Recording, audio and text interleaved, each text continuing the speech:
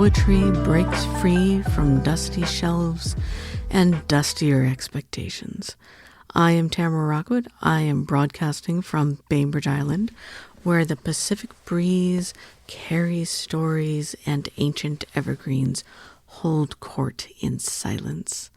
For our returning listeners, you already know we don't do reverent whispers or academic genuflection here. Poetry newcomers? Perfect. You have found the corner where words shed their Sunday best and show up authentic. This marks our 31st journey together. 31 poetic conversations where we have watched literature abandon its starch collar and remember how to breathe. We champion verse that refuses to play politely. And when the mics go quiet, Ben and I return to our day jobs at Bainbridge Island Press. We publish poetry into the world. But here on Poetics, this is our bullhorn, our revival meeting for language that matters. And today's mission, hunting down those lightning strike moments when poems transcend the page and become pure human connection. We are diving into the beautiful chaos, the vital mess, because poetry at its finest catches us completely off guard. So whether you live and breathe in stanzas or suspect poetry is a flowery window dressing, this conversation is for both of you. We are here to prove that literature still has a heartbeat, and it is stronger than ever. So settle in with whatever keeps you company. Is it coffee? Is it tea? Is it something stronger? It must be after 6 o'clock p.m. And let's begin. We are about to discover how ancient art form manages to be both timeless and urgently present. Welcome to Poetics Podcast. So usually I read poetry and have a discussion about poetry that we've published and here on Bainbridge Island. And today I'm actually going to do something a little different just to mix things up. So on X, formerly known as Twitter, there was a challenge in August, and it was a lot of fun, and it's called the Seeley Challenge. So I'm going to tell you a little bit about it first, and then I'm going to talk about what we did. So the Seeley Challenge, it comes out of a community college, and it is actually a lot of fun because every day in August you're supposed to take a picture of a book of poetry that you're reading that day. So it's like the challenge is to read a book of poetry every day in August, which is formidable. But I did about half of August, but there's other things I've had to do. But the Seeley Challenge is reading 31 books in 31 days. It is a way of reading more poetry. And this, I think, is brilliant because there's a lot of poetry that I have read. There is millions more that I have not read. And I don't know where to find them, and I don't even know that they exist. But other people do. And so if you go on X and you search for hashtag Seeley Challenge, you find just thousands upon thousands of new poems that you've never read before. And that is brilliant because we all have stuff and we all want to share it. There's poetry that has impacted our lives, and it's just, this is a wonderful way of exploring. I think that this started in, I see here that the educator Nicole Seeley started the challenge in 2017, and she was an executive director at Cave Canem, and I'm reading the quote from her. She said that I hadn't been reading as much as I would have liked. On a whim, I put out a call across social media asking folks to join me in reading a chapbook or a book of poems per day for the month of August. So this has been going on for quite a few years, and I thought it was great. So what I'm going to do today is there is a poem that I shared a few weeks ago, and it was by Wallace Stevens. And the poem is titled Of Modern Poetry. I have a lot to say about that. So I'm going to read it first, and then I will get into the analysis, and we'll see where it goes. Of Modern Poetry by Wallace Stevens. The poem of the mind in the act of finding what will suffice. It has not always had to find. The scene was set. It repeated what was in the script. Then the theater was changed to something else. Its past was a souvenir. It has to be living to learn the speech of the place. It has to face the men of the time and to meet the women of the time. It has to think about war, and it has to find what will suffice. It has to construct a new stage. It has to be on that stage and, like an insatiable actor, slowly and with meditation, speak words that in the ear, in the delicatest ear of the mind, repeat exactly that which it wants to hear, at the sound of which an invisible audience listened not to the play, but to itself, expressed in an emotion as of two people, as of two emotions becoming one.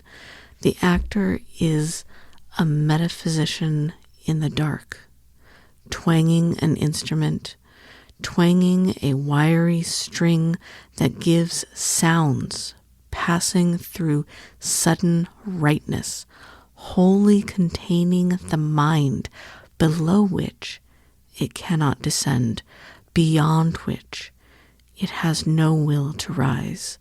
It must be the finding of a satisfaction, and may be of a man skating, a woman dancing, a woman combing, the poem of the act of the mind. Okay, so this poem was written,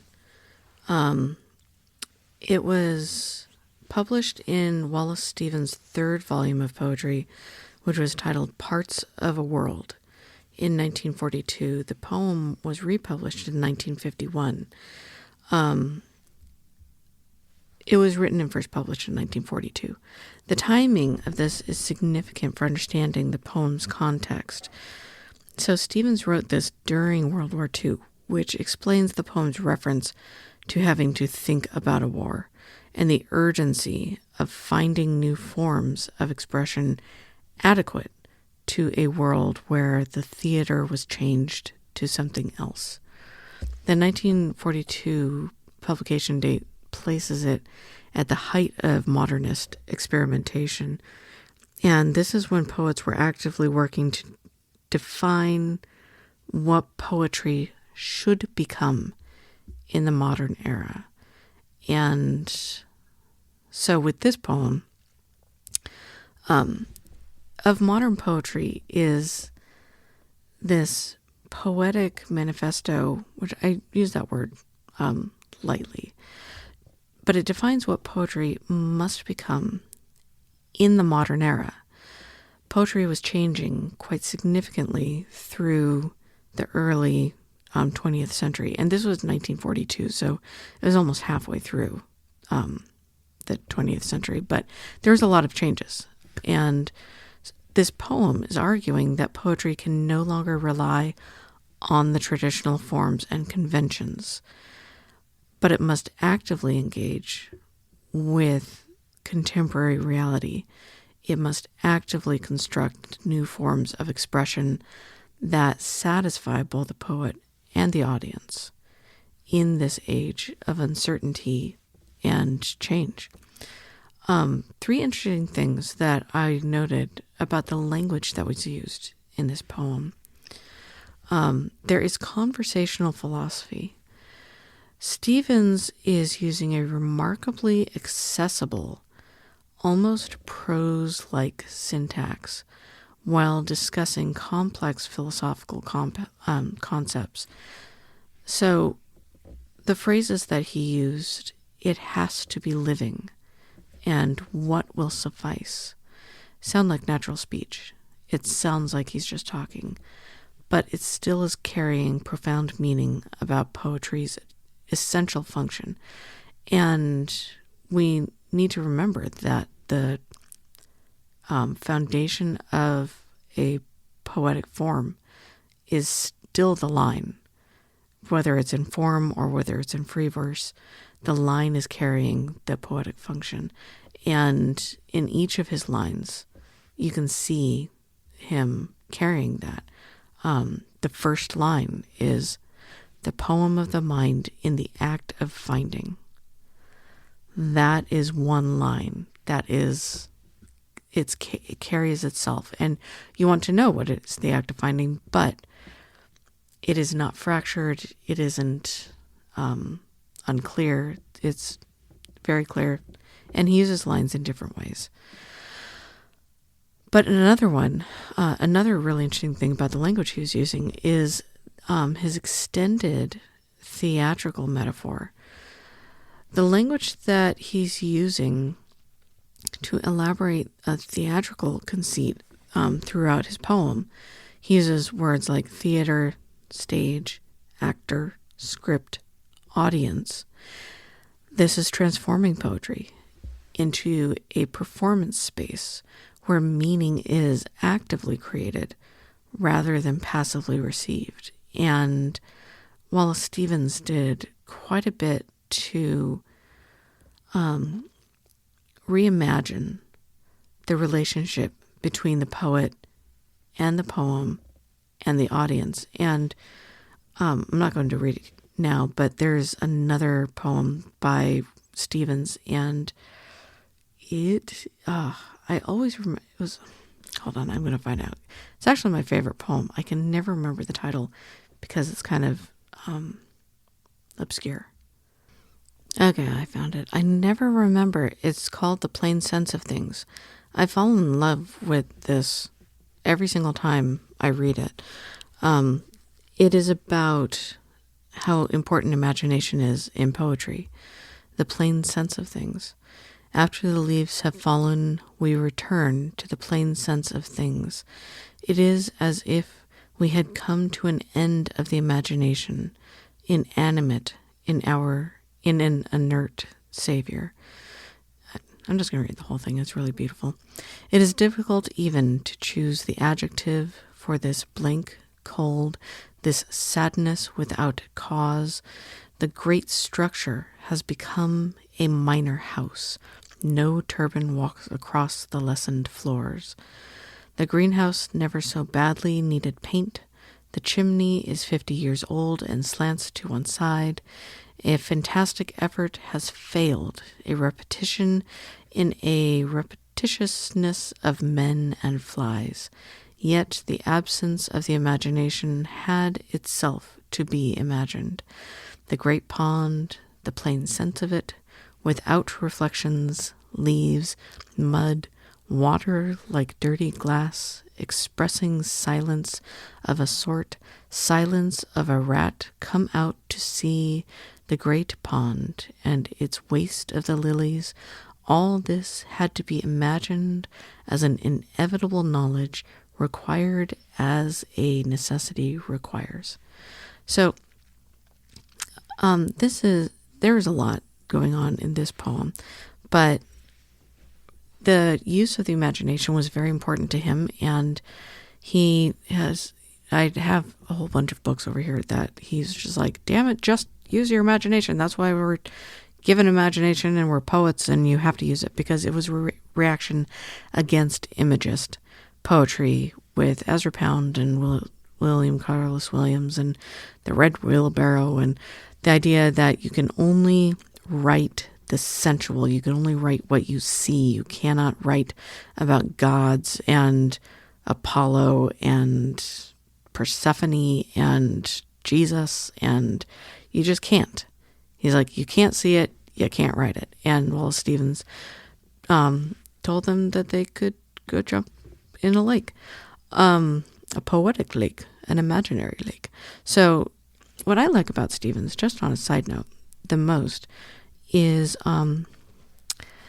his passion for what he believes. So there's a small story that is in a book about Robert Frost. It was the biography of Robert Frost by Lawrence Thompson. I actually had a friend tell me about this, and it's the best story ever. If you think the poets are boring, then hold on to your hats. So the story goes that in the winter, Robert Frost would go to a house in Florida, as would just about everyone else that lived in the North. And so they would winter in Florida.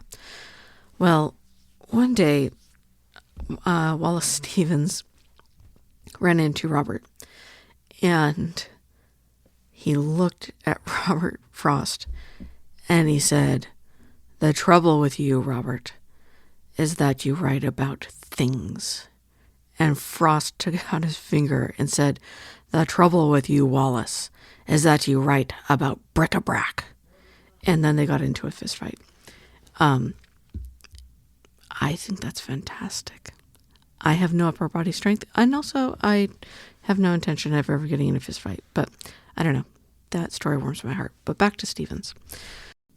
So if we go back to the poem of modern poetry, with all of these things in mind, that he is revitalizing the imagination in poetry. He's looking at it from a perspective of change in society. He's looking at, like, what is the poem responsible for? What is the poet responsible for? What is the audience responsible? What is the nature of these relationships? We see that he's using free verse now. He is not using a formal structure. Modernist poetry was definitely a break away from formalism and from formalist structure that had a strong meter, strict form, scansion at all. So free verse, he uses subtle rhythms in his free verse in this poem. It's unrhymed, it's unmetered. The poem maintains a musical quality through varied line lengths and strategic line breaks that creates a natural breathing pattern and emphasis. And that's how he is using free verse to create poetic lines as opposed to iambic pentameter. The structural fragmentation that he uses is, it has distinct thought units separated by white space.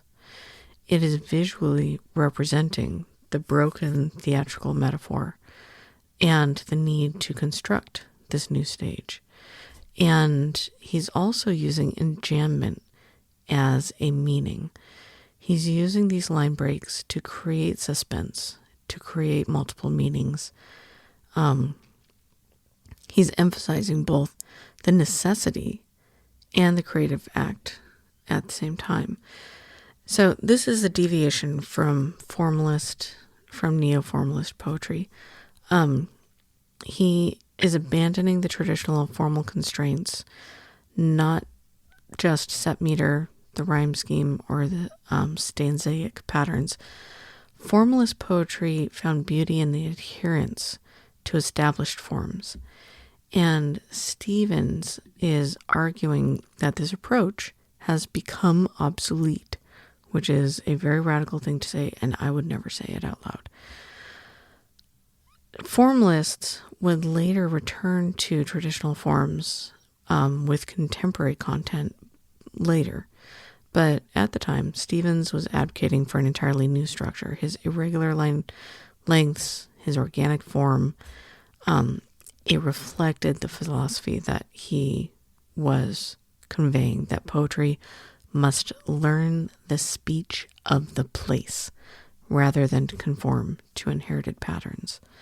So, in historical context, Stevens versus Frost. So Stevens wrote this poem around 1940, like 1942, during high modernism. Frost was writing primarily between 1910 to 1960. He remained committed to traditional forms, though. Frost maintained faith in established poetic structures as vehicles for modern content. He famously compared free verse to playing tennis with the net down. And Stevens was writing at the peak of modernism. He believed that such forms had become inadequate for expressing contemporary consciousness and experience. So one was writing about things and the other was writing about bric-a-brac. Now, modernist poetry it really changed the landscape of poetry from form first to content in composition. It introduced fragmentation, discontinuity. It introduced the linguistic experimentation as essential tools for capturing the modern experience. The movement, it democratized poetic form. It argued that meaning should determine structure rather than the inherited conventions. It was a complete rebellion against form, and this created space for voices and experiences previously excluded by traditional forms, but it also established the poem as a space for an aesthetic inquiry rather than just an emotional expression. So it was interesting.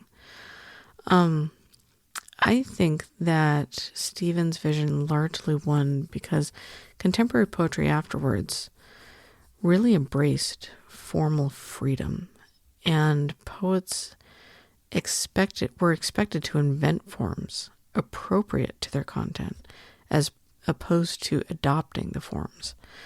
The workshop poem tradition descends from the modernist emphasis on finding what will suffice for each individual work. Now, this freedom has also created the anxiety of poets of where do you begin? What do you write? You have an entire page. It's just staring at you, and it can be overwhelming. You could say that the form of poetry created at least a structure for poets to use so that we weren't so intimidated by you just write what you want to write. Sometimes freedom is overwhelming. Sometimes structure is overwhelming. But making each poem this formal invention was something that modernist poetry definitely invented for us. I think that even now, contemporary poetry has ongoing debates about accessibility, about experimental techniques. When there are quite a few poems that are written today or in recent history where you're like, I have no idea what this means, and I don't know where to begin because it's all over the page. And how do you approach that as an audience? Sometimes that is not helpful for the audience. Sometimes that is overwhelming and the audience just feels stupid looking at the page. And that's very frustrating for both the poet and for the audience, because I'm sure that the poet has a billion reasons why they structured it across the page in an exploded stanza, or they put it on Post-it notes and put it on the wall. There's a lot of different ways that poetry has expanded into much more experimental areas. And on one hand, that's great because we should always be expanding. We should always be learning. We should always be experimenting. And on the other hand, I feel really bad for people that really want to read poetry and then they pick up a modern contemporary poetry book and they're just like, clearly I'm too dumb for poetry, and they put it down. That is heartbreaking. I don't like that. So of modern poetry, complicated subject, complicated work, but it said what it said. The poem of the mind in the act of finding what will suffice. The theater was changed to something else. And so what does this poem have to do? It has to be living. It has to learn the speech of the place. It has to face the men of the time. It has to meet the women of the time. This is a demanding poem, and Stevens is very clear and very emphatic of what the poem needs to do from here on out. So, the question is, if you're a poet, has your poem met the people of the time? Has the poem that you've written today learned the speech of the place? Is it living? Is it the man skating, the woman dancing, the woman combing? Is the poem the act of the mind? Well, now I get to go back to the poems that I have written and critique myself. Have I done any of these things? Do I need to do any of these things? These are questions. So anyways, that is the Seeley challenge that I did the other day. It was of modern poetry by Wallace Stevens. And I hope that you found it interesting. I did. And that is all for today, party people. So if you've enjoyed diving into the world of poetry with us, please join us next time. We have so many more poets to meet, so many more poems to explore, and more literary adventures to share. So until then, keep reading, keep writing, and keep poetry close to your heart. Thank you for joining POETICS podcast, where we bring poetry to life one verse at a time.